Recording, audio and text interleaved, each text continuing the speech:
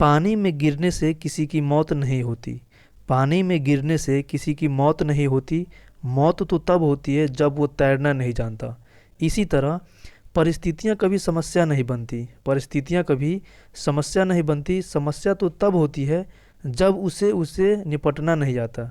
जय हिंद दोस्तों, कैसे हैं आप सभी। आशा करते हैं कि आप सभी अच्छे होंगे और अपनी पढ़ाई को अच्छे से कर रहे होंगे। दोस्तों, अगर आप किसी भी कम्पिटिटिव एग्ज़ाम की तैयारी करते हैं और इस एग्ज़ाम के प्रति आप सीरियस हैं तो आपको हमारे चैनल से जुड़ जाना चाहिए, क्योंकि यहाँ हम कि कम्पिटिटिव एग्ज़ाम से रिलेटेड जितनी भी चीज़ें होती है उसका डिस्कस करते हैं। तो इस वीडियो में हम लोग एनसीईआरटी जो सार संग्रह आता है महेश बर्णवाल का, इसको हम लोग इसमें ये डिस्कस करेंगे। इससे पहले हमने चैप्टर 1, 2, 3 को ऑलरेडी डिस्कस कर चुका है, जिसको आप बाद में देख सकते हैं। और उससे पहले जो लुसेंट का ऑब्जेक्टिव आता है उसको भी हमने डिस्कस किया हुआ है। तो चलिए इस वीडियो को हम शुरू करते हैं। इसमें हम लोग पढ़ेंगे ऋग वैदिक काल और उत्तर वैदिक काल। चलिए, तो ऋग वैदिक काल में वहाँ की जो मूल निवास स्थान और पहचान थी उसके बारे में हम लोग इसमें डिस्कस करेंगे। आर्यों का मूल निवास अल्पास पर्वत के पूर्वी क्षेत्र के आसपास बताया जाता है, जो वर्तमान में यूरेशिया कहलाता है। मैक्स मूलर के अनुसार आर्यों का निवास स्थान मध्य एशिया माना गया है, जो सर्वाधिक मान अवधारणा है। भारत में आर्यों की जानकारी ऋग्वेद से मिलती है। इस वेद में आर्य शब्द का उल्लेख 36 बार हुआ है। आर्यों का मुख्य व्यवसाय पशुचारण था एवं कृषि का स्थान गौड़ था। आर्य समाज पुरुष प्रधान था। पालतू घोड़े पहली बार ईसा पूर्व 6ठी सहस्त्राब्दी में काला सागर और यूराल पर्वत के क्षेत्र में प्रयोग में लाए गए। 3000 ईसा पूर्व यूराल क्षेत्र में घोड़े की लगभग 60,000 अस्थियां मिली है। आर्यों का जो आगमन है इसको हम लोग देख लेते हैं।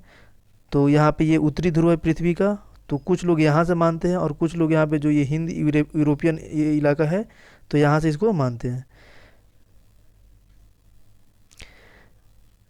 ऋग वैदिक काल के अध्ययन के लिए साहित्यिक और पुरातात्विक साक्ष्यों का सहारा लिया जाता है।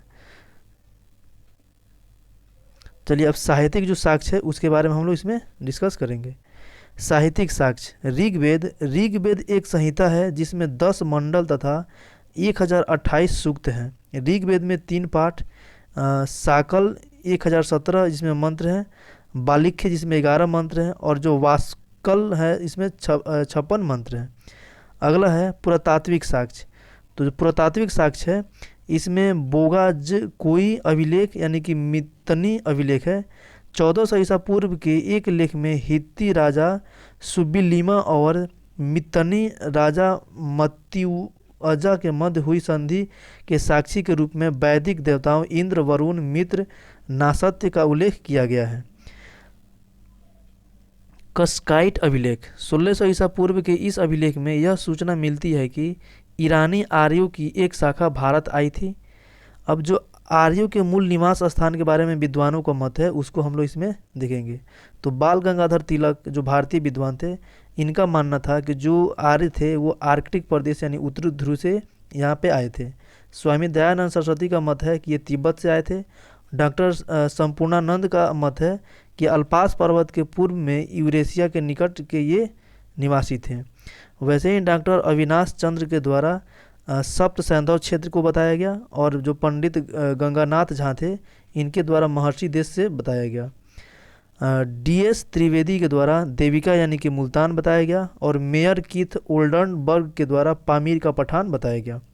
वैसे ही विलियम जोन्स के द्वारा यूरोप बताया गया और P. ग्लाइड्स के द्वारा हंगरी डेन्यूब नदी की घाटी बताया गया। मैक्स मूलर जो कि बहुत ही प्रसिद्ध साहित्य इतिहासकार हैं, तो इनके द्वारा मध्य एशिया यानी कि बैक्ट्रिया का क्षेत्र बताया गया और बैंडेनिस्टन दक्षिणी रूस बताया। नेरहिंग एवं गार्डन चाइल्ड के द्वारा दक्षिणी रूस बताया गया और पेनकटा व हर्ड के द्वारा जर्मनी के मैदानी भाग बताए गए।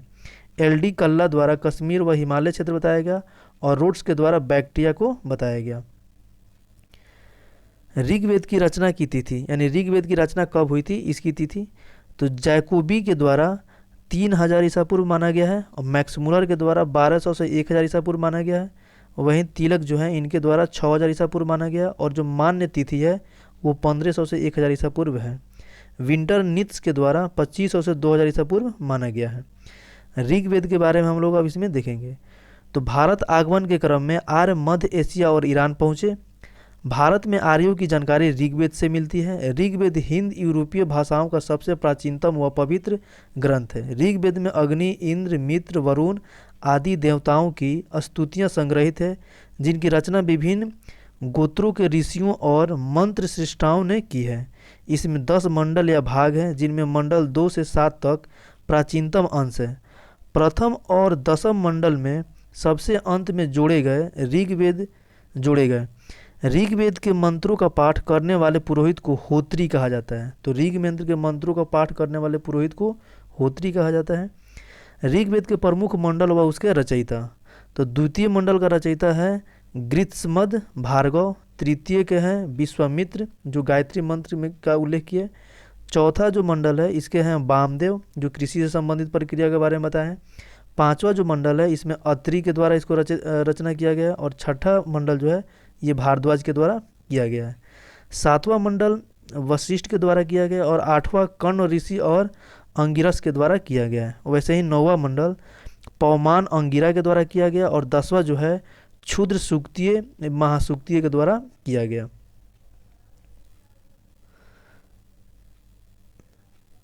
ऋग्वेद में उल्लेखित शब्द, यानी ऋग्वेद में कौन कौन से शब्द का उल्लेख मिला है। तो पिता शब्द का 335 बार मिला है, जन का 275 बार मिला है, इंद्र का 250 बार मिला है और माता शब्द का 234 बार मिला है। अश्व यानी घोड़े का 215 बार मिला है, अग्नि का 200 बार, गौ यानी गाय का 176 बार मिला है और 20 यानी 170 बार इसका उल्लेख मिला हुआ है। सोम देवता का 144 बार और विदथ का 122 बार, विष्णु का 100 बार, गण का 46 बार और ब्रज गोशाला का 45 बार।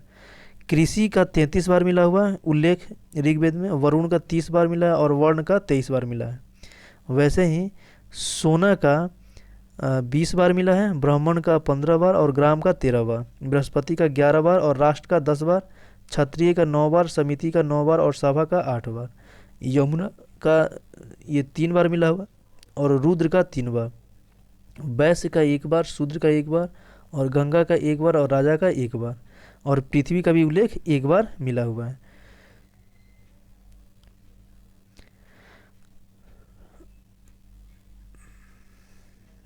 चौथे मंडल के तीनों मंत्रों की रचना 3 राजाओं ने की है, त्रात, सदयु, अजमीढ़ तथा पुरमीढ़। 9वां मंडल सोम को समर्पित है, अतः इसे सोम मंडल कहा गया है। 10वां मंडल सबसे अंत में जोड़ा गया है, अतः इसी के एक भाग पुरुष सूक्त में चतुर्थ वर्ण व्यवस्था की स्थापना की सूचना मिलती है। इसी मंडल में देवी सूक्त का उल्लेख है, जिसमें वाक शक्ति की उपासना की गई है। ऋग्वेद के ब्राह्मण ग्रंथ ऐतरेय व कौशिकी है। आयुर्वेद को ऋग्वेद का उपवेद कहा जाता है। ऋग्वेद की सर्वाधिक पवित्र नदी सरस्वती थी। इसे नदीतमा नदियों यानी कि नदियों में श्रेष्ठ कहा गया है। ऋग्वेद में यमुना का उल्लेख 3 बार एवं गंगा जाह्नवी का उल्लेख 1 बार 10वें मंडल में मिलता है। अस्तो माँ सदगम्यो वाक ऋग्वेद से लिया गया है। अगला हम लोग देख लेंगे वेद, उसके ब्राह्मण और सूक्त उपनिषद और उसके अरण्य और अध्ययता और उपवेता के बारे में इसमें हम लोग देखेंगे। तो जो ऋग्वेद है इसके ब्राह्मण कौशिकी और ऐतरेय है, जिसमें सूक्त है 1028 मंत्र हैं और उपनिषद इसका है कौशिकी और ऐतरेय। अरण्य का इसका देखा जाए तो ये ऐतरेय और कौशिकी है और इसके जो अध्ययता है उसको होत्री कहा जाता है और इसके जो उपवेद है वो आयुर्वेद यानी कि प्रजापति है। वैसे ही यजुर्वेद में तैतरीय शतपथ इसका ब्राह्मण है, सूक्त अभी इसका पता नहीं है। और उपनिषद में तैतरीय, काष्टी और श्वेताश्वर इस बृहदरण्य और मैत्रेय है। और जो आरण्यक है इसका तैतरीय, बृहदरण्य और शतपथ है। इसके अध्ययता यानी को अर्धायु कहा जाता है और इसके जो उपवेद है वो धनुर्वेद है। वैसे ही सामवेद का पंचविश यानी इसका ब्राह्मण है और इसमें 1810 मंत्र हैं। केन और छंदयोग इसके उपनिषद है। जैमिनी छंदयोग इसके अरण्य हैं और इसके जो अध्ययता है उसको उद्गाता कहा जाता है और इसका जो उपवेद है वो गंधर्व वेद है। अर्थर्ववेद में गोपथ इसके ब्राह्मण है और 6000 मंत्र इसमें है। मांडुक के प्रश्न मुंडक यानी कि उपनिषद है इसका और इसके जो अध्ययता है इसको ब्रह्मा कहा जाता है और जो उपवेद है वो शिल्प वेद है। भारत में आर्य भाषा का आगमन 1500 ईसा पूर्व से कुछ समय पूर्व हुआ। ऋग्वैदिक नदियाँ, ऋग्वैदिक नदियों के प्राचीनतम नाम और जो उसका अभी आधुनिक नाम है, इसको हम लोग इसमें देखेंगे। एग्जाम में इसे क्वेश्चन पूछ लिया जाता है, तो इसको याद कर लीजिएगा आप लोग। वितस्ता नदी का आधुनिक नाम झेलम है, और बिपाशा का ब्यास है, परुष्णी का रावी है, और द्विशद्वती का घग्गर नदी है। क्रूम नदी का कुर्रम है, और कुभा का आधुनिक नाम काबुल है। सदानीरा का आधुनिक नाम गंडक है, और अस्किनी का आधुनिक नाम चिनाब है। सतुद्री का सतलज है, और गोमल का गोमती है। मरुदवृद्धा का कम रूपवर्मन है, तो सिंधु का सिंध है। वैसे ही सरस्वती का आधुनिक नाम घग्गर है, तो सुषुम्ना का सोहन है। सुवास्तु का स्वात है। आर्य शब्द जो आर्य शब्द है, ये एक जाति विशेष को समझा जाता है। आरंभिक भारतीय विद्वान ने इस शब्द का यही अर्थ लगाया है। आर्यों को भारतीय सभ्यता व संस्कृति का संस्थापक माना गया है। आर्य शब्द संस्कृत भाषा से लिया गया है, जिसका अर्थ उत्तम, श्रेष्ठ व्यक्ति, उच्च कुल में उत्पन्न माना जाता है। आरंभिक आर्यों का निवास पूर्वी अफगानिस्तान, पाकिस्तान और भारत के पंजाब तथा हरियाणा से था। ऋग्वेद में अफगानिस्तान की कुर्रम और कुभा आदि कुछ नदियों तथा सिंधु व उसकी 5 सहायक नदियों का उल्लेख है। सिंधु आर्यों की सबसे प्रमुख नदी है, जिसका उन्होंने बार बार उल्लेख किया है। सामवेद, तो साम का तात्पर्य गान से है। सामवेद से ही सर्वप्रथम 7 स्वरों सारे गामा पाधा नी की जानकारी प्राप्त होती है, इसलिए इसे भारतीय संगीत का जनक माना जाता है। सामवेद के मंत्र सूर्य देवता को समर्पित है।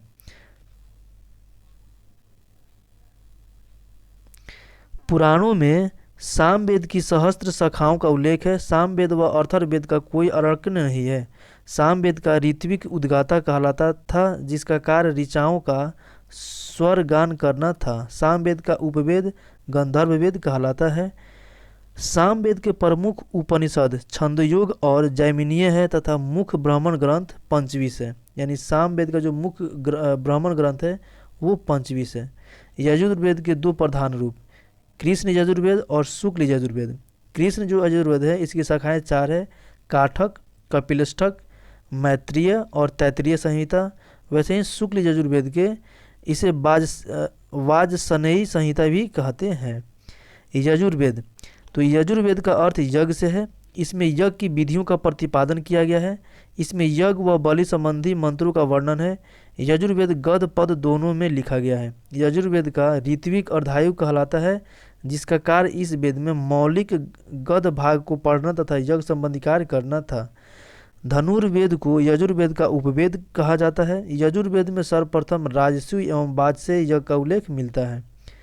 यजुर्वेद में हाथियों का पालन का उल्लेख है। ऋग्वेद, सामवेद तथा यजुर्वेद के वेद त्रयी के नाम से जाना जाता है। अथर्ववेद चौथा वेद है, अथर्ववेद, और ये सबसे नवीन वेद है। अथर्ववेद को ब्राह्मण वेद यानी कि श्रेष्ठ वेद कहा जाता है। अथर्वा ऋषि के नाम पर इस वेद का नाम अथर्ववेद पड़ा है। अथर्ववेद का ब्राह्मण ग्रंथ गोपथ है। इसमें ज्ञागिक अनुष्ठानों का वर्णन नहीं है। अथर्ववेद में 20 अध्याय, 731 सूक्त और 6000 मंत्र हैं। इसमें वशीकरण, जादू टोना, भूत प्रेत और औषधियों से संबंध मंत्रों का वर्णन है। अथर्ववेद में कुरु के राजा परीक्षित का उल्लेख है, जिन्हें मृत्युलोक का देवता बताया गया है। अथर्ववेद का उपवेद शिल्पवेद कहलाता है। काशी के प्राचीनतम उल्लेख अथर्ववेद में मिलता है। अथर्ववेद के मंत्रों का उच्चारण करने वाले पुरोहित को ब्रह्म कहा जाता था। अथर्ववेद में सभा व समिति को प्रजापति की 2 पुत्रियां कहा गया है। अथर्ववेद एकमात्र ब्राह्मण ग्रंथ गोपथ ही है। इसके उपनिषदों में मुंडकोपनिषद, प्रश्नोपनिषद और मांडुक्योपनिषद मुख्य हैं। अब हम लोग पढ़ेंगे आरण्यक के बारे में। आरण्यक मूलतः ब्राह्मण ग्रंथों के परिशिष्ट के रूप में पाए जाते हैं। वनों में रचे जाने के कारण ये आरण्यक कहे गए हैं। वर्तमान में उपलब्ध 7 प्रमुख आरण्यक ऐतरेय, तैत्तिरीय, मध्य निंदन, संख्यायन, मैत्रेयी, तलवकार व बृहदारण्यक हैं। अब नेक्स्ट है उपनिषद के बारे में हम लोग देखेंगे। तो भारतीय दार्शनिक विचारों का प्राचीनतम संग्रह है। ये जो उपनिषद है, ये भारतीय दार्शनिकों का विचारों का जो प्राचीनतम संग्रह है उसको कहा जाता है। इसमें शुद्धतम ज्ञान पक्ष पर बल दिया गया है। उपनिषदों को भारतीय दर्शन का स्रोत अथवा पिता माना जाता है। उपनिषदों की कुल संख्या 108 है। ये वेदों से संबंधित है। साम वेद से संबंधित छंदोग्य उपनिषद एवं तत्वमसी का प्रथम उल्लेख है।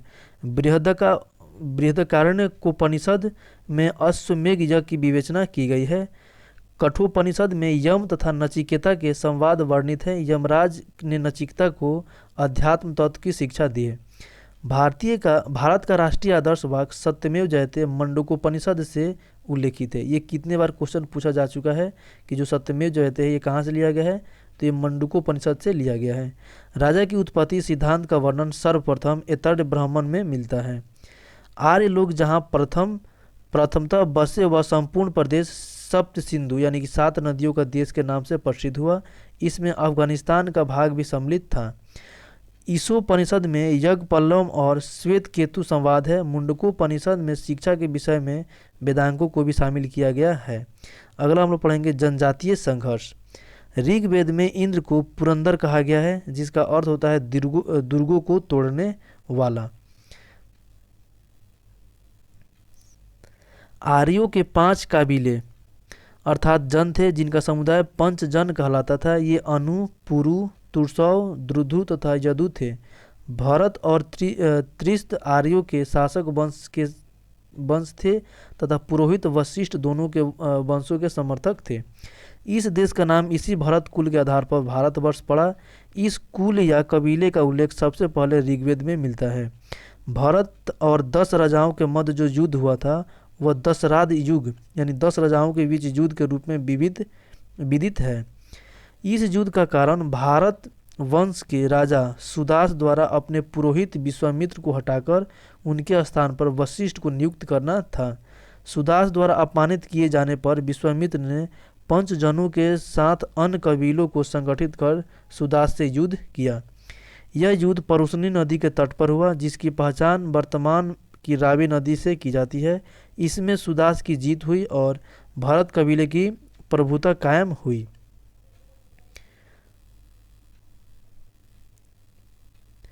ऋग्वेद के 7वें मंडल में दशराज युग का उल्लेख है। इसका एक कारण राज्य विस्तार भी माना जाता है। कुरु जनों ने पंचालों के साथ मिलकर उच्च गंगा मैदान में अपना संयुक्त राज्य स्थापित किया। अब हम लोग पढ़ेंगे भौतिक जीवन के बारे में, यानी कि उस समय का भौतिक जीवन कैसा था। तो ऋग्वैदिक आर्यों में भौतिक जीवन के बारे में कुछ आभास मिलता है। भारत में उसकी सफलता के कारण थे घोड़े, रथ और संभवतः कांसे के कुछ कुशल अस्त्र शस्त्र व उपकरण, जिनके बारे में हमें पुरातात्विक प्रमाण नाम मात्र के मिले हैं। संभवतः उन्होंने अरावाल पहाड़ियाँ भी चलाया, जो सबसे पहले काकेशस क्षेत्र में 2300 ईसा पूर्व में प्रयोग में लाया गया था। उन्हें राजस्थान की खेतड़ी खानों से तांबा मिलता रहा होगा। ऋग्वेद के प्राचीनतम भाग में फाल का उल्लेख मिलता है। उन्हें बुआई, कटाई और दावनी का ज्ञान था। आर्यों को विभिन्न ऋतुओं के बारे में जानकारी थी। ऋग्वैदिक आर्यों के अधिकांश युद्ध गाय को लेकर हुए हैं।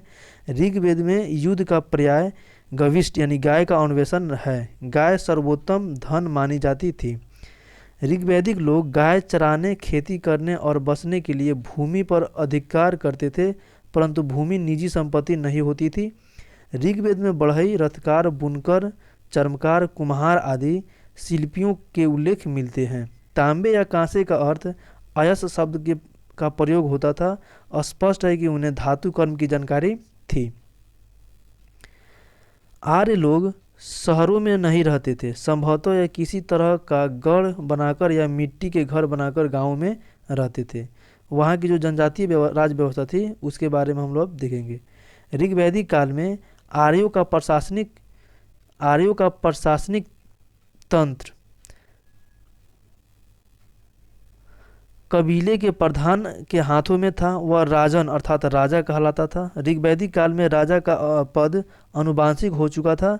राजा एक प्रकार का मुखिया था। उसके पास असीमित अधिकार नहीं थे, क्योंकि उसे कबीले की सलाह लेनी पड़ती थी। कबीले की आम सभा जो समिति कहलाती थी, अपने राजा का चुनाव करती थी। वह कबीले के पशुधन की रक्षा करता था, युद्ध का नेतृत्व करता था और कबीले की ओर से देवताओं की प्रार्थना करता था। सभा समिति, विधत एवं गण जैसे संगठन विचार विमर्श करते थे तथा सैनिक और धार्मिक कार्य देखते थे। ऋग्वैदिक काल में स्त्रियां सभा और विधत में भाग लेती थी। सभा और जो वर्तमान लोकसभा का है यानी कि वैसे ही वो भी पहले का हुआ करता था।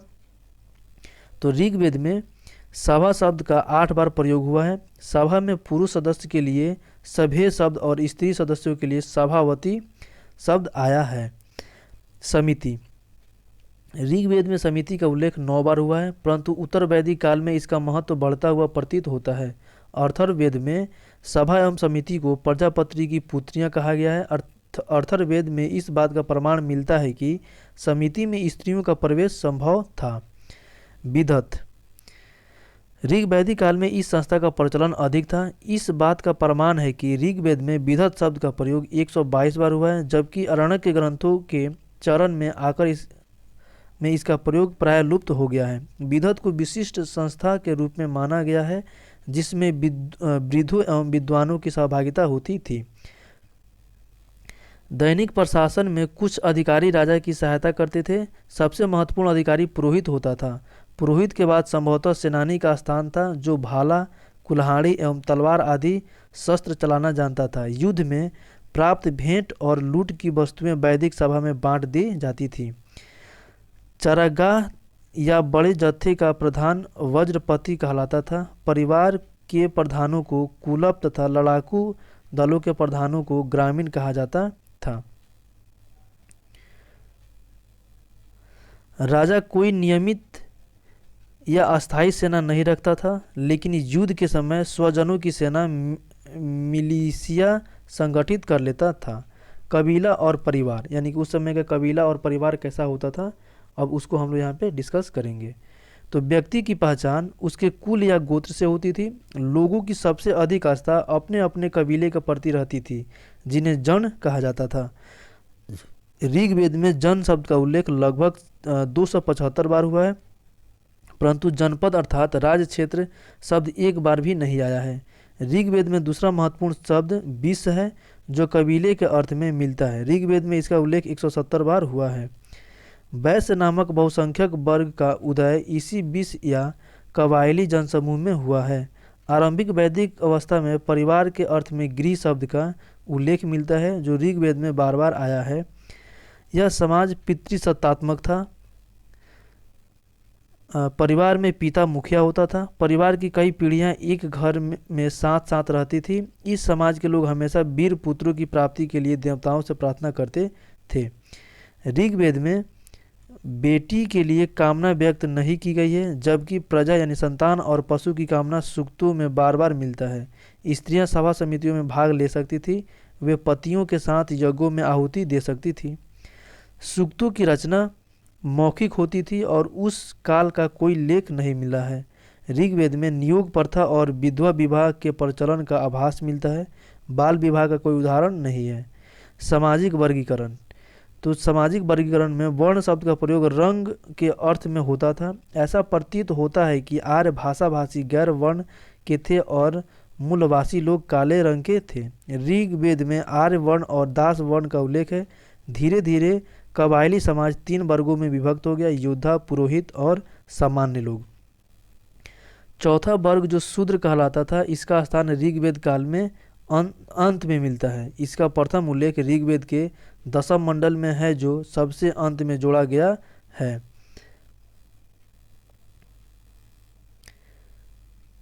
ऋग्वेद युग में व्यवसाय के आधार पर समाज में विभेदीकरण आरंभ हुआ। ऋग्वेद में किसी परिवार का एक सदस्य कहता है, मैं कवि हूँ, मेरे पिता वैद्य हैं, मेरी माता चक्की चलाने वाली है। विभिन्न व्यवसायों से जीविकोपार्जन करते हुए हम एक साथ रहते हैं।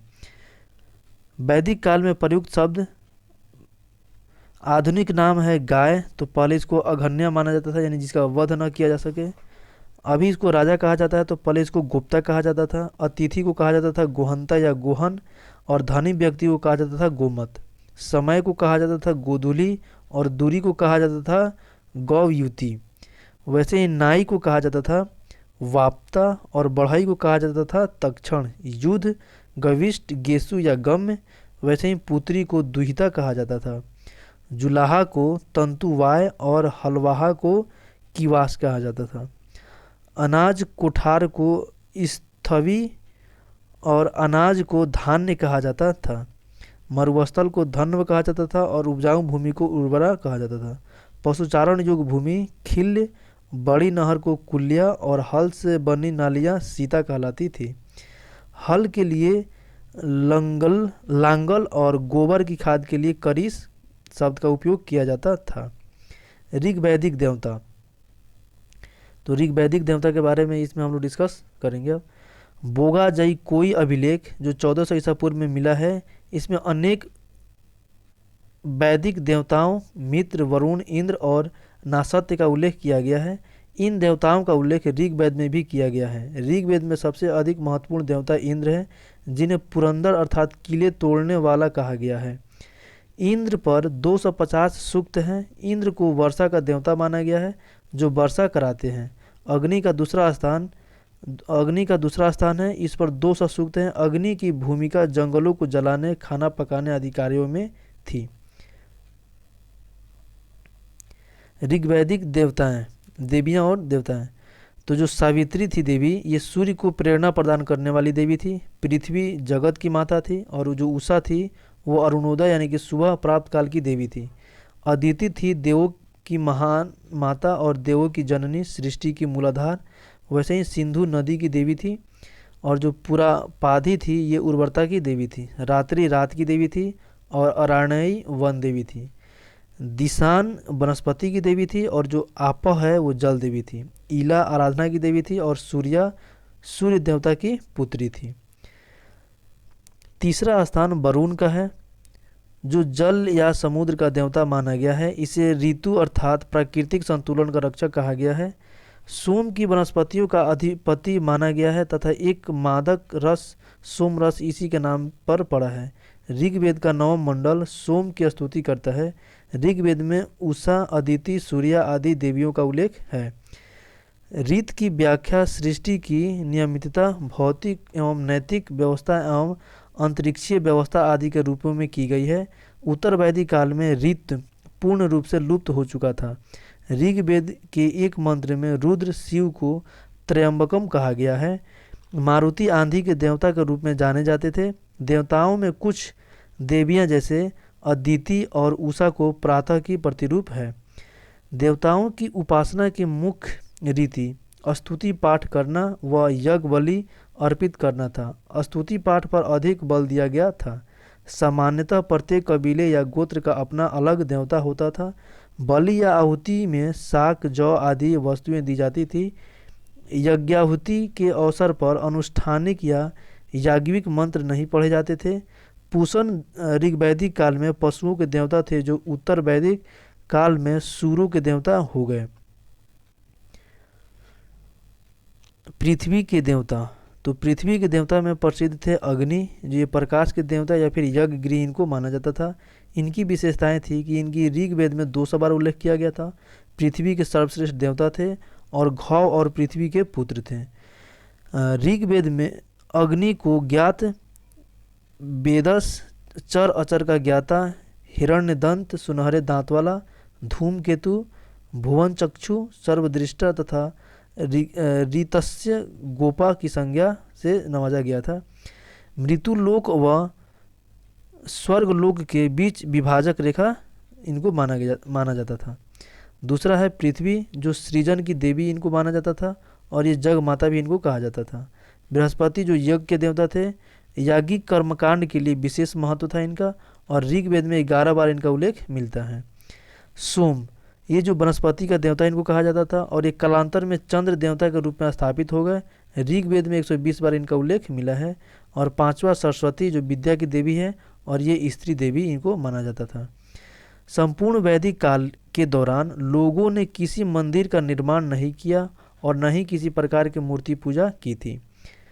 अंतरिक्ष के देवता, तो अंतरिक्ष के देवता में प्रसिद्ध थे इंद्र, जिनको पुरंदर भी कहा जाता था और युद्ध के देवता भी इनको माना जाता था। ऋग्वेद में सबसे प्रमुख देवता थे, ये युद्ध के में विजय दिलाते थे। ऋग्वेद में इंद्र की स्तुति 250 बार मिली है। अंतरिक्ष के सर्वश्रेष्ठ देवता थे और सभी देवताओं के राजा भी थे। मेघों को रोककर जल की वर्षा कराते थे।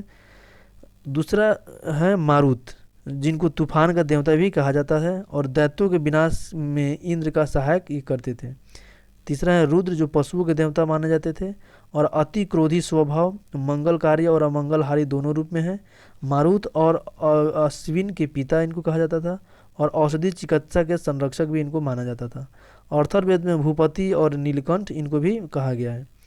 उसके बाद है पर्जन्य यानी कि वर्षा के देवता, जल वर्षा नदी के ये देवता इनको माना गया है। अगला है आकाश के देवता में ही वरुण, जो जल के देवता माना जाता था और इनको सत्य का प्रतीक और न्यायी। ऋग्वेद में 30 बार इनका उल्लेख मिला है। वरुण को अहूर देवता कहा गया है और ऋतु परिवर्तन व दिन रात के करता धरता थे। उसके बाद सूर्य है, तो सूर्य को तेज का देवता, पिता घौर और माता अदिति इनको माना गया है। और आकाश में सर्वश्रेष्ठ देवता सूर्य को देवता के मुख तथा चर अचर की आत्मा एवं रक्षा के रूप में माना गया है। सावित्री, मित्र, पूषण, विष्णु के रूप में इनको माना गया है। घौ या घौस, जिसको आकाश कहा जाता है, सृजन का देवता और स्वर्ग का देवता माना गया है। ऋग्वैदिक देवताओं में सबसे प्राचीन है। घौ को यूनान में ज्यूस के रूप में तथा रोम में जुपिटर के रूप में माना जाता है। आर्यों ने इन्हें जगत पिता का माना है। वैसे ही अश्विन को देखा जाए तो ये दुर्भाग्य एवं रोगों को दूर करने वाले देवता हैं। देवताओं में चिकित्सक, उषा प्रगति व उत्थान की देवी, सूर्योदय के पूर्व की रमणीय बेला की देवी आर्यों ने देवी के रूप में प्रतिस्थापित किया। विष्णु ये विश्व के संरक्षक व पालन करता है, आकाश के स्तर करता है। वैसे ही सविता जो अमरत्व की देवता है और जब सूर्य पूर्ण रूप से उदित हो जाता है तो उसे सविता कहते हैं। मित्र प्रकाश का देवता, उदित होते हुए सूर्य को मित्र देवता की संज्ञा दी गई है। पूषण जो पशुओं और वनस्पति शूद्रों के देवता है। पूषण की पूजा सूर्य की उत्पादक शक्ति के रूप में की जाती थी। और 10वें नंबर पे हैं अदिति, जो सर्वभौम भावना की देवी इनको माना गया है और आर्यों की देवी भी इनको माना गया है। अब हम लोग अगले चैप्टर में पढ़ेंगे उत्तर वैदिक काल, राज और वर्ण व्यवस्था की ओर। तो चलिए इसको भी हम लोग शुरू करते हैं। उत्तर ऋग्वैदिक काल को 1000 ईसा पूर्व से 600 ईसा पूर्व के आर्यों में विस्तार में इसको माना गया है। उत्तर वैदिक काल का इतिहास मुख्यतः उन वैदिक ग्रंथों पर आधारित है जिनकी रचना ऋग्वैदिक काल के बाद हुई है। उत्तर वैदिक काल में सामवेद, यजुर्वेद और अथर्ववेद तथा ब्राह्मण ग्रंथों, आरण्यकों एवं उपनिषदों की रचना हुई है। ऋग्वेद संहिता में सबसे प्राचीन वैदिक ग्रंथ गाने के लिए ऋग्वैदिक सूक्तों को चुनकर धुन में बाधा गाय तथा इस पद संकलन का नाम सामवेद संहिता पड़ा है। उत्तर वैदिक काल में सामवेद संहिता के अतिरिक्त और 2 संकलन यजुर्वेद संहिता और अथर्ववेद संहिता तैयार किया गया है। अथर्ववेद में विपत्तियों और व्याधियों के निवारण के लिए तंत्र मंत्र संग्रहित है। अथर्ववेद में परीक्षित को मृत्यु लोक का देवता कहा गया है।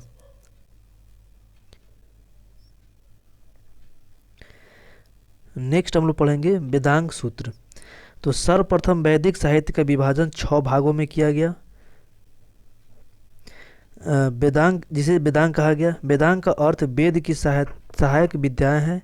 ये वेद के अर्थापन अर्थ का ज्ञान में सहायक पहुंचाते हैं।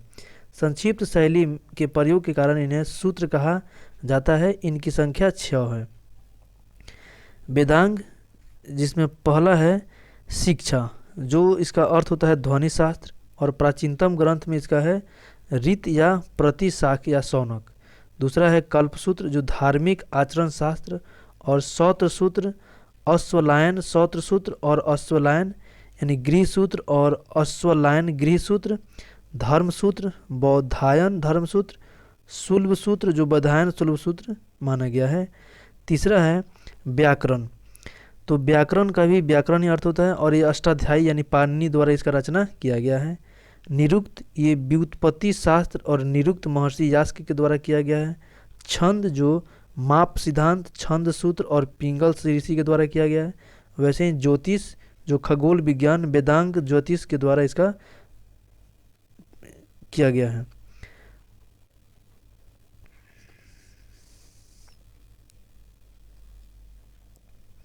अगला है वैदिक साहित्य के बाद कई ग्रंथ लिखे गए जिन्हें ब्राह्मण ग्रंथ कहते हैं।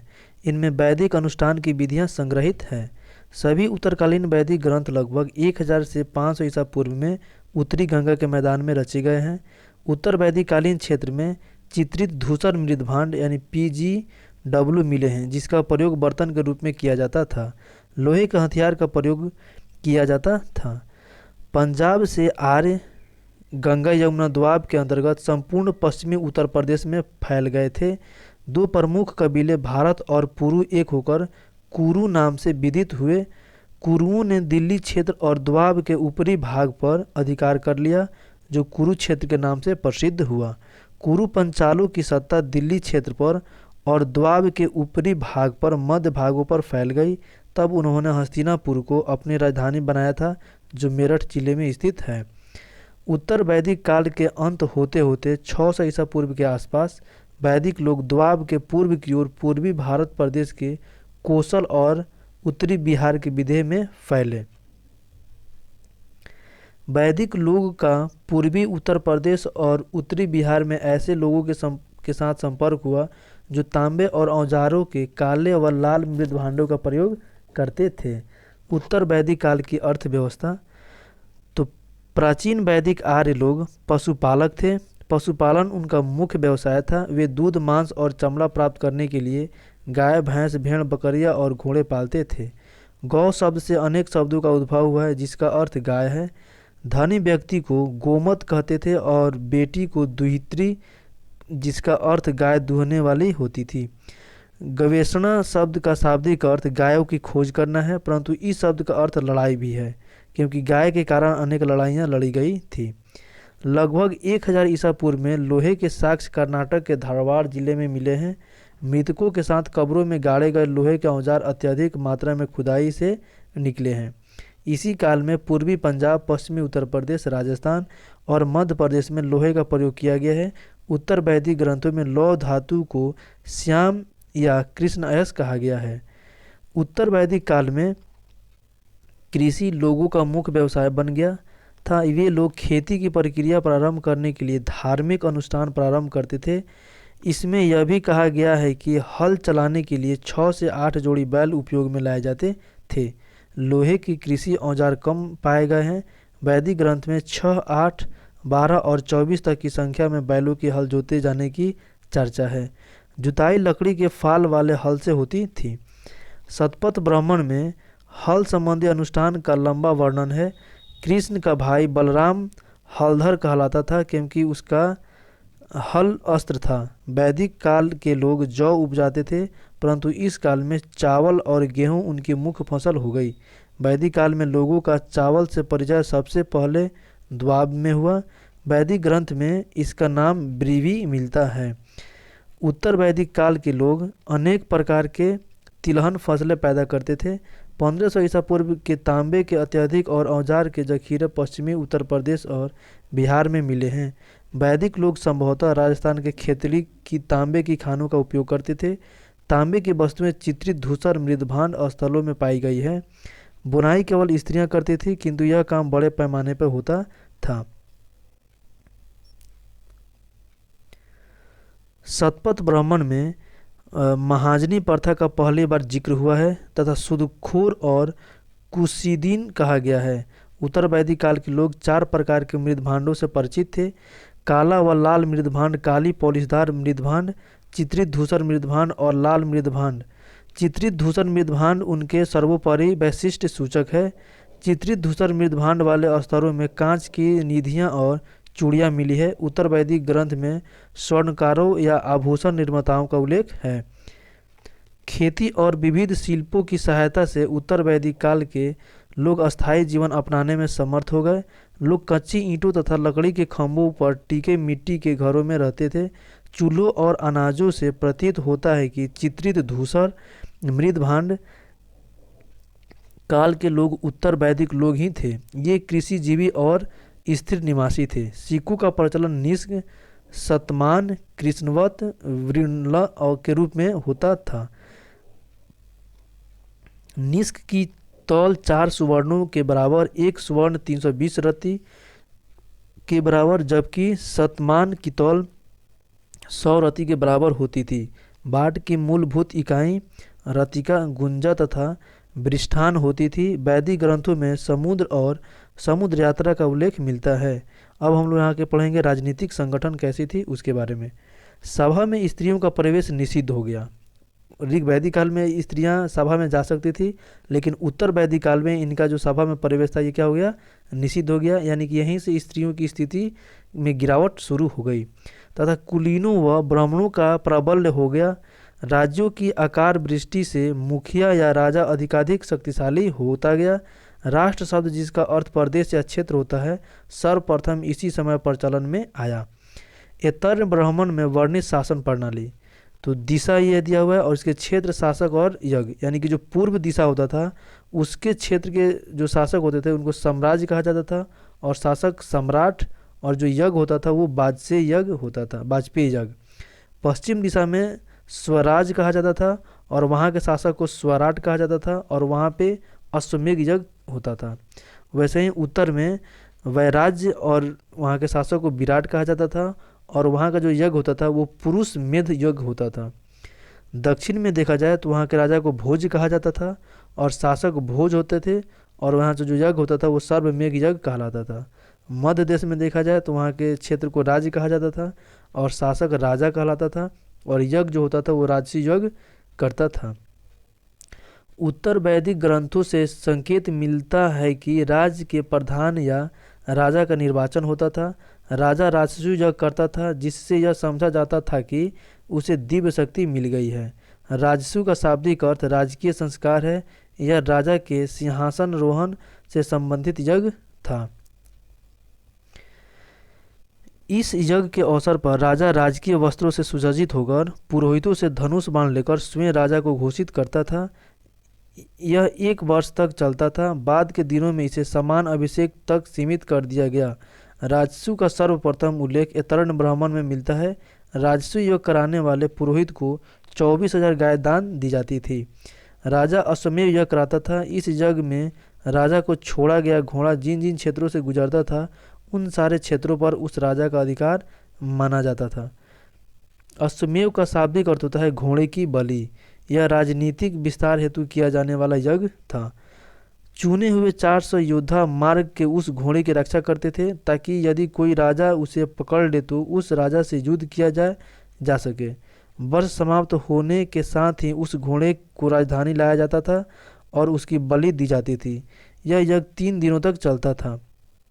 उत्तर वैदिक लोग वाजपेयी यज्ञ यानी रथ दौड़ भी करते थे, जिसमें राजा का रथ उसके अन्य सभी बंधुओं के रथ से आगे निकलता था। वाज का शाब्दिक अर्थ शक्ति का पान है। यह सैर प्रदर्शन व प्रजा के मनोरंजनार्थ किया जाने वाला यज्ञ था। यह 17 दिनों तक चलता था। अग्निमोष्ट यज्ञ, अग्निष्टक में यज्ञ में जो देवताओं का प्रसन्न करने हेतु अग्नि में पशु बलि दिया जाने वाला यज्ञ था। यह यज्ञ 1 दिन चलता था। इस 1 दिन में यज्ञ में सुबह, दोपहर और शाम को सोमरस का पान किया जाता था। इस यज्ञ के पूर्व याज्ञिक और उसकी पत्नी को 1 वर्ष तक सात्विक जीवन व्यतीत करना पड़ता था।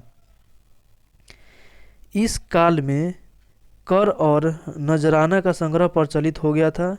इसके संग्रह और संचय के लिए एक अधिकारी होता था जो संग्रहित कहलाता था। अर्थवेद के अनुसार राजा को आय का 16वां भाग मिलता था। राजा अपने कर्तव्य के संपादन में पुरोहित, सेनापति, पटराने और कई अन्य उच्च कोटियों के अधिकारियों की सहायता लेता था। उत्तर वैदिक काल में राजा कोई अस्थायी सेना नहीं रखता था। युद्ध के समय कबीले के युवाओं के दल भर्ती कर लिए जाते थे। सामाजिक संगठन उस समय का कैसा था तो उस पर हम लोग डिस्कस करेंगे। अब उत्तर वैदिक काल का समाज 4 वर्णों में विभक्त था: ब्राह्मण, क्षत्रिय, वैश्य और शूद्र। ब्राह्मण लोग अपने यजमानों के लिए और अपने लिए भी धार्मिक अनुष्ठान व यज्ञ करते थे तथा कृषि कार्यों से जुड़े पर्वों और त्योहारों में यजमानों का प्रतिनिधित्व करते थे। वे युद्ध में राजा की जीत के लिए देवाराधना करते थे तथा उसके स्थान पर राजा से अभयदान प्राप्त करते थे। ऋग्वैदिक राजनीतिक संगठन कैसा था? तो प्रमुख जो होता था वो कुलप होता था, उसके बाद ग्रामीण होता था, यानी जो कुल का प्रमुख होता था वो कुलप, और जो ग्राम का मुखिया होता था वो ग्रामीण कहलाता था। जो बीस या वंश का जो मुखिया होता था उसको बीसपति कहा जाता था, और जो जन का ये प्रमुख होता था उसको जनपति या राजा कहा जाता था। वैसे ही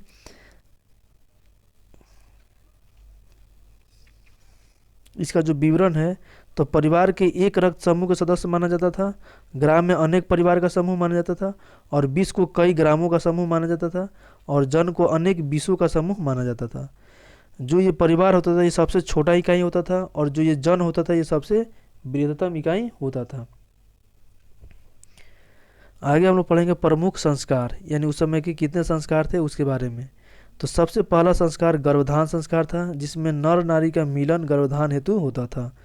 उसके बाद था पुष्पवन, जिसमें गर्भ रक्षा एवं पुत्र प्राप्ति हेतु इसका संस्कार किया जाता था। तीसरा था सीमंतोन्नयन, इसमें गर्भस्थ शिशु की मानसिक वृद्धि हेतु। जात कर्म में शिशु उत्पन्न होने पर पिता द्वारा शिशु को आशीर्वाद देने व शहद चटाने का कर्म होता था। और पांचवा था नामकरण या नामधेय, इसमें शिशु का नामकरण किया जाता था। और छठा था निष्क्रमण, इसमें गृह से बाहर लाने पर कर्म यानी शिशु के पिता या मामा द्वारा किया जाता था। सातवां था अन्नप्राशन, जिसमें अन्न आदि चटाने का कर्म होता था। आठवां था चूड़ाकर्मण या मुंडन, जिसमें केश का मुंडन का कर्म किया जाता था। यह केवल बालकों तक ही सीमित था। सातवां था कर्णवेधन, यह कान छेदने का कर्म होता था। और जो दसवां था विद्यारंभ, इसमें गुरु के समीप ले जाकर शिशु को अक्षर ज्ञान कराने का कर्म माना गया है। 11वां था उपनयन, जिसमें यज्ञोपवीत यानी जनेऊ धारण कर ब्रह्मचार्य आश्रम में प्रवेश कराया जाता था। 12वां था वेदारंभ, जिसमें वेद आरंभ करने का कर्म है। और 13वां था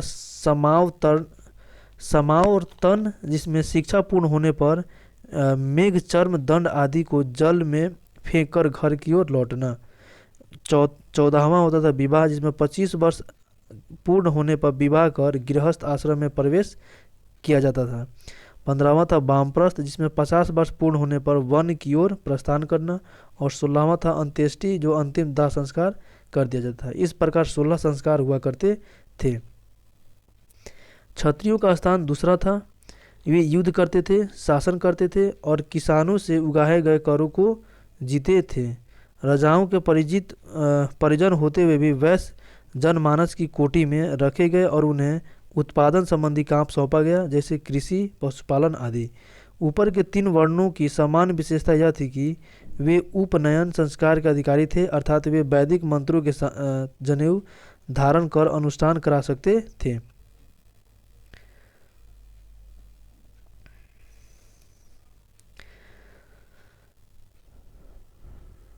चौथा वर्ण उपनयन संस्कार का अधिकारी नहीं था, वह गायत्री मंत्र का उच्चारण नहीं कर सकता था। यहीं से उपनयन का अभाव शूद्रों की दासता का घोतक बन गया। शूद्र को अन्य वर्णों का सेवक बतलाया गया, वे दूसरों की इच्छा अनुसार काम करने वाला है। शिल्पियों में रथकार आदि जैसे कुछ वर्गों का स्थान ऊंचा था तथा उन्हें जनेऊ धारण करने का अधिकार प्राप्त था। उत्तर वैदिक कालीन परिवार अत्यधिक विशाल हो गए थे, जिन्हें संयुक्त परिवार कहा जाता था, जिनमें 3 या 4 पीढ़ियों के लोग एक साथ परिवार में रहते थे। पश्चिमी उत्तर प्रदेश में अतरंजी खेड़ा और अहिछत्रक में मिले चूल्हों की कतारों से पता चलता है कि यहाँ सामूहिक भोज के लिए या फिर विशाल परिवारों के लिए भोजन पकाया जाता था। उत्तर वैदिक काल में गोत्र प्रथा स्थापित हुई। गोत्र शब्द का मूल अर्थ गोष्ठ या वह स्थान जहाँ समूचे कुल का गोधन पाला जाता था, परंतु बाद में इसका अर्थ एक ही मूल पुरुष से उत्पन्न लोगों का समुदाय हो गया। विवाह के प्रकार, तो उस समय जो विवाह के प्रकार होते थे मनुस्मृति के अनुसार, तो उसको हम लोग अब देखेंगे। जिसमें पहला था ब्रह्म विवाह, ये दहेज सहित उस श्रेणी के पुरुष के साथ होता था। दूसरा था दैव विवाह, जिसमें यज्ञकर्ता पुरोहित के साथ करता था। आर्ष विवाह, जिसमें कन्या के पिता को वर पक्ष को 1 जोड़ी गाय और बैल देना होता था। प्रजापत्य विवाह बिना दहेज और बिना कन्या की कीमत की मांग किए बिना होता था। पांचवा था गंधर्व विवाह, जिसमें माता पिता की इच्छा के बिना वर कन्या का गुप्त रूप से विवाह कर लेते थे। छठा था असुर विवाह, जिसमें क्रय द्वारा यानी कि लड़कियों को खरीदकर इसका शादी किया जाता था। सातवां था राक्षस विवाह, जिसमें कन्या का अपहरण कर बलपूर्वक विवाह किया जाता था। और आठवां था पैचास विवाह, जिसमें कन्या को भगाकर विवाह और जब तक अपने चेतना में न हो हरण सोए हुए अवस्था में या फिर नशे में मानसिक विभक्ति में इसको हर लिया जाता था। अब है स्मृतियों में ब्राह्मण विवाह, दैव विवाह, आर्य विवाह, प्रजापति विवाह, ये चार विवाह ब्राह्मणों के लिए मान्य थे। असुर विवाह केवल वैश्य और शूद्र के लिए, जबकि गंधर्व विवाह क्षत्रिय में होता था। ऐतरेय ब्राह्मण के अनुसार पुत्री ही समस्त दुखों का स्रोत है, किंतु पुत्र परिवार का रक्षक है। मनुस्मृति में विवाह 8 प्रकारों का उल्लेख किया गया है, जिनमें प्रथम 4 विवाह प्रशंसनीय तथा 4 निंदनीय माने जाते हैं। अनुलोम तथा प्रतिलोम विवाह। तो अनुलोम विवाह उच्च वर्ग का व्यक्ति अपने से निचले वर्ग की कन्या के साथ अगर विवाह करता है तो ये अनुलोम विवाह है। और प्रतिलोम उच्च वर्ग की कन्या का विवाह निचले वर्ग के व्यक्ति से होता है तो ये प्रतिलोम विवाह होता है। नियोग प्रथा। प्राचीन समाज में नियोग प्रथा का प्रचलन था, जिसमें किसी निसंतान विधवा को उसके पति के भाई के साथ तब तक रहने की अनुमति थी जब तक कि उसे पुत्र न हो जाए। दास प्रथा, यानी दास प्रथा कैसे उत्पन्न हुई उसको हम लोग इसमें अब देखेंगे। उत्तर वैदिक साहित्य में दासों के विषय में जानकारी मिली है। तैत्तिरीय संहिता से पता चलता है कि दास दासियों का उपहार स्वरूप दिए जाने की प्रथा थी। मौर्यकाल समाज में दास प्रथा के प्रचलन से प्रमाण मिले हैं। अर्थशास्त्र में 5 प्रकार के दासों का उल्लेख है। मौर्यकालीन शासक अशोक के अभिलेखों में भी दासों का उल्लेख मिलता है। गुप्त काल में दास प्रथा विद्यमान थी। नारद स्मृति में 15 प्रकार के दासों का उल्लेख किया गया है। दास मुक्ति का अनुष्ठान का विधान सर्वप्रथम नारद ने किया है। मनु स्मृति में 7 प्रकार के दासों का उल्लेख किया गया है। चोल साम्राज्य में देवदासी प्रथा व दास प्रथा के प्रमाण मिले हैं। मंदिरों में देव पूजा के लिए रहने वाली को देवदासी कहा जाता था, जिन्हें नियमित वेतन दिया जाता था। सती प्रथा। अथर्ववेद में सती प्रथा को औपचारिकता पूरी करने के लिए पत्नी अपने पति के साथ चिता पर लेटती थी। रामायण के मूल अंश में इसका उल्लेख नहीं है, किंतु उत्तराखंड में देवयंती की माता के सती होने का उल्लेख मिलता है। महाभारत में इस प्रथा का विस्तृत उल्लेख नहीं मिला है। पांडु की मृत्यु के बाद उनकी पत्नी माद्री सती हो गई थी, जबकि अभिमन्यु, घटोत्कच तथा द्रोण की पत्नियां सती नहीं हुई थी। कौटिल्य के अर्थशास्त्र यानी मौर्य काल में सती प्रथा का कोई प्रमाण नहीं मिलता है, किंतु यूनानी लेखकों ने उत्तर पश्चिमी में सैनिकों की स्त्रियों के सती होने का उल्लेख किया है। सती प्रथा में प्रचलन का प्रथम अभिलेखनीय प्रमाण गुप्त काल में मिलता है। 510 ईस्वी अरण्य अभिलेख से पता चलता है कि गुप्त नरेश भानुगुप्त का मित्र गोप राजा हुणों के विरुद्ध लड़ता हुआ मारा गया तथा उसकी पत्नी के सती होने का उल्लेख मिलता है। 1929 ईस्वी में भारत के governor general Lord William Bentinck द्वारा सती प्रथा को प्रतिबंधित करने के लिए लाए गए कानून को लागू करवाने में राजा राम मोहन राय सरकार की मदद की थी। अंततः सती प्रथा को अवैध घोषित किया गया। आश्रम व्यवस्था। तो उत्तर वैदिक काल में आश्रम व्यवस्था स्थापित हुई। आश्रम का अर्थ श्रम करने के बाद विश्राम करना। छंदोयोग उपनिषद में केवल 3 आश्रमों का उल्लेख मिलता है।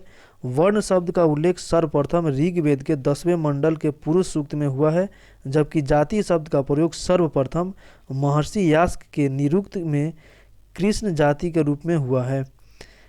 सर्वप्रथम जबालो उपनिषद में 4 आश्रम बताए गए हैं। वैदिकोत्तर काल में ग्रंथों में हमें 4 आश्रम स्पष्ट दिखाई देते हैं। उस चारों आश्रमों को हम लोग 1 बाय 1 करके अच्छे से देखते हैं।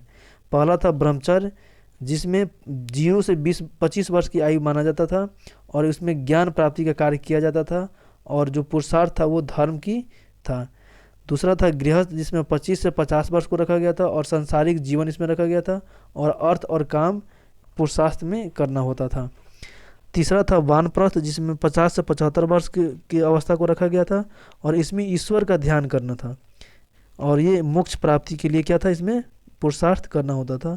चौथा था संन्यास जीवन, जो 75 से 100 वर्ष तक को माना जाता था, और इसमें मोक्ष हेतु तपस्या और मोक्ष की प्राप्ति होती थी। गृहस्थ आश्रम को सभी आश्रमों में श्रेष्ठ माना गया है। इसी आश्रम में पंच महायज्ञ, त्रिवर्ग धर्म अर्थ काम व त्रिऋण से निवृत्त होना आवश्यक था। त्रिऋण यानी मनुष्य को गृहस्थ आश्रम में 3 ऋणों से उवरीर्ण होना आवश्यक था। और ये 3 ऋण कौन है, तो इसको हम लोग देख लेते हैं। तो ऋषि ऋण, जो वैदिक ग्रंथों का अध्ययन करना। पुत्र ऋण यानी कि पुत्र की उत्पत्ति करके इसको चुकाया जाता था। और देव ऋण यानी धार्मिक अनुष्ठान एवं यज्ञ आदि कर व्यक्ति इस ऋण से मुक्त होता था। पंच महायज्ञ, गृहस्थ आर्यों को पंच महायज्ञ का अनुष्ठान करना पड़ता था। ब्रह्म यज्ञ या ऋषि यज्ञ पठन पाठन या प्राचीन ऋषि के प्रति कृतज्ञता को दिखाता था। वहीं देव यज्ञ हवन द्वारा देवताओं की पूजा अर्चना की जाती थी। पितृयज्ञ यानी पितरों का तर्पण, श्राद्ध यानी जल भोजन दिया जाता था। नृयज्ञ या मनुष्य यज्ञ जो अतिथि सत्कार द्वारा किया जाता था। और भूत यज्ञ और बलि समस्त जीवों के प्रति कृतज्ञता ज्ञापन के तौर पर चींटियों, पक्षियों, श्वानों आदि को भोजन देना होता था। देवता अनुष्ठान एवं दर्शन, इस यज्ञ इस संस्कृति का मूल था तथा यज्ञ के साथ साथ अनेक अनुष्ठान व मंत्र विधियाँ प्रचलित हुई। देवताओं में से सबसे बड़े देवता इंद्र और अग्नि अब उतने प्रमुख नहीं रहे। उत्तर वैदिक देव मंडल में सृजन के देवता प्रजापति को सर्वोच्च स्थान मिला। पशुओं के देवता रुद्र ने उत्तर वैदिक काल में महत्ता पाई। विष्णु को वे लोग अपना पालक और रक्षक मानने लगे। पूषण को पशुओं की रक्षा करने वाला माना जाता था, जो शूद्रों के देवता बन गए। आराधना की रीति में बड़ा अंतर आया।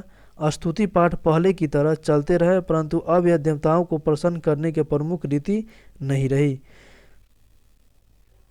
यज्ञ बड़े पैमाने पर पशु बलि दी जाती थी, जिससे विशेषकर पशुधन का ह्रास होता गया। अतिथि गोहंता कहलाते थे, क्योंकि अतिथि का स्थान आर्यों के लिए प्रिय पशु गाय से अधिक होता था। यज्ञ करने वाला यजमान कहलाता था। ब्राह्मण धार्मिक ज्ञान विज्ञान पर अपना एकाधिकार समझते थे। 600 ईसा पूर्व के आसपास उपनिषदों का संकलन हुआ था। इन दार्शनिक ग्रंथों में कर्मकांड की निंदा की गई और यथार्थ को महत्व दिया गया। उपनिषदों में कहा गया है कि मनुष्य को अपनी आत्मा का ज्ञान प्राप्त करना चाहिए और ब्रह्म के साथ आत्मा का संबंध अच्छे से जानना चाहिए।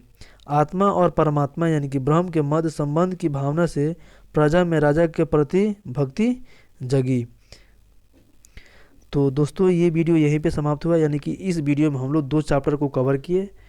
तो अगर आपको ये अच्छा लगा हो तो प्लीज़ वीडियो को लाइक कर दीजिए, चैनल को सब्सक्राइब कर लीजिए। और हाँ, आपको अगर इसकी वीडियो चाहिए तो कमेंट बॉक्स में आप कमेंट कीजिएगा, तो मैं इसको प्रोवाइड करवा दूंगा। फिर अगले वीडियो में हम लोग बौद्ध धर्म, जैन धर्म को डिस्कस करेंगे, जो कि बहुत ही इंपॉर्टेंट है। तो अभी तक आपने वीडियो में बना रहा है, इसके लिए थैंक यू। मिलते हैं फिर अगले वीडियो में, तब तक आप अपना पढ़ाई जारी रखिए। जय हिंद दोस्तों।